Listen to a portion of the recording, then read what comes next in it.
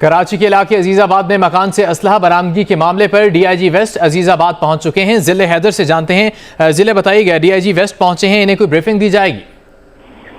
जी देखिए, कुछ देर कबल डीआईजी वेस्ट जो है जुल्फिकार लाड़क और एसएसपी सेंट्रल है मुकद्दस हैदर समेत इन्वेस्टिगेशन के आला अफसरान यहाँ पहुंचे थे, क्योंकि जिस केस में मुकदमा दर्ज किया जाता है इसके फौरन बाद जो है मुकदमे का में मजीद इन्वेस्टिगेशन के लिए मुआयना किया जाता है मौके का। तो ये मुआयना करने जब यहाँ पहुंचे हैं तो जो एसएचओ हैं और जो दीगर इन्वेस्टिगेशन अफसर हैं वो इस मकान की चाबी लाना, जिसे कल इन्होंने बंद किया था, वो चाबी लाना भूल गए, जिसके बाद वो सिर्फ गेट से ही मुआयना करके वापस चले गए। तो इस वक्त जो है वो डीआईजी वेस्ट जो है और एसएसपी सेंट्रल जो है वो मौके का मुआयना किए बगैर वापस जा चुके हैं।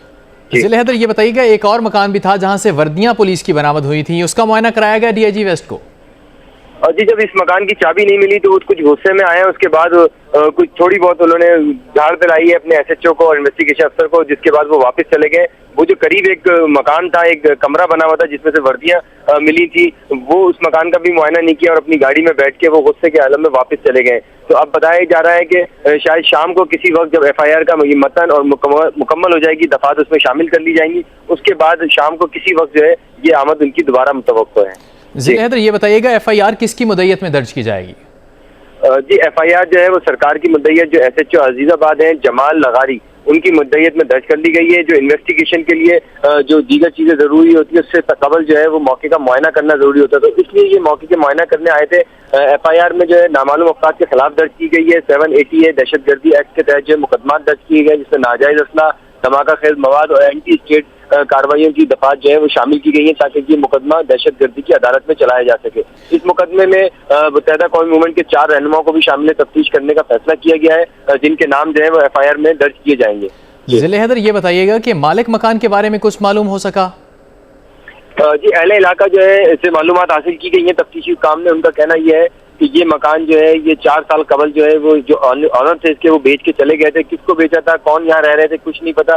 जो लोग यहाँ पे रहते थे उनका कहना ये था कि वो किराएदार है, लेकिन उनमें से कुछ अफराद का कहना ये था कि ये मकान उन्होंने खरीदा है। लेकिन मालिक मकान और किराएदार के बारे में, उनकी मालूमात के बारे में जो अहले इलाका है वो लाइल में और मुतलका थाना भी उनकी आमदोरफ्त से लाइल में थे। जिले ये भी बताइएगा, इस जिम्मे में कोई गिरफ्तारी भी हो पाई?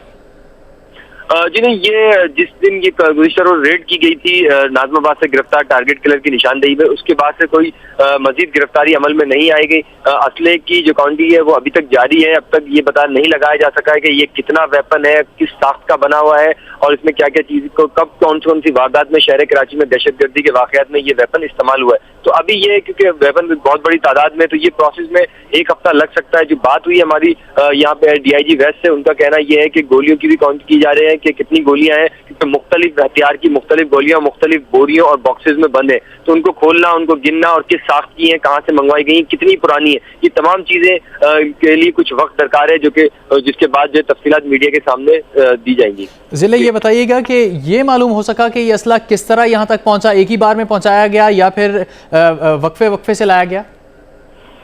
जी देखिए, ये एक अहम सवाल है जो कि कानून नाफिज करने वाले इदारों की कारकर्दगी पर एक सवालिया निशान उठाता है कि ये इतनी बड़ी तादाद में वेपन 2 साल से जायद का अरसा कराची ऑपरेशन को हो चुका है, यहाँ पे मौजूद है। चाहे ये किस्तों में लाया गया हो या यकमुश लाया गया हो, शहर में लगे हुए सीसीटीवी कैमरे इसको नहीं देख सके हैं। इसके अलावा जो ठीक है जिले हैदर, शुक्रिया आपका।